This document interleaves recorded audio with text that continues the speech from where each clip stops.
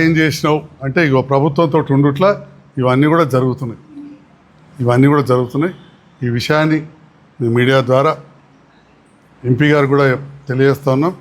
మీరు తప్పుగా అర్థం చేసుకుంటారు.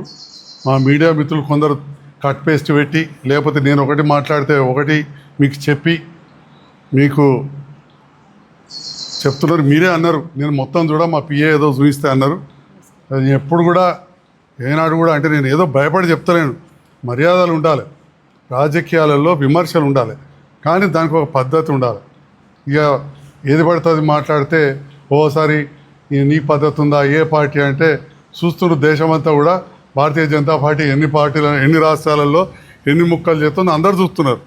సో కాబట్టి నేను ఈ సందర్భంలో ఏదైతే కేంద్రీయ విద్యాలయాన్ని మంజూరు చేయించినందుకు డెఫినెట్గా వారికి కూడా జగిత్యాల పట్టణ నియోజకవర్గాల ప్రజల పక్షాన ధన్యవాదాలు తెలియజేస్తూ మరి దానికి ఇవాళ ఏం లేకున్నా ఒక 50 కోట్ల రూపాయలు, ఎందుకంటే అక్కడ స్థలం 30, 40, 50 లక్షల గుంటకు తక్కువ ఉండదు.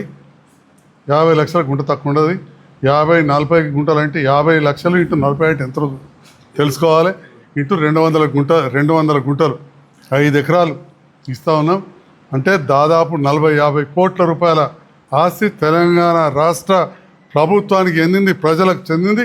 ఇలా కేంద్రీయ విద్యాలయానికి ఇవ్వడం జరుగుతున్నదని చెప్పి ఈ సందర్భంగా తెలియజేస్తున్నాం. Thank you.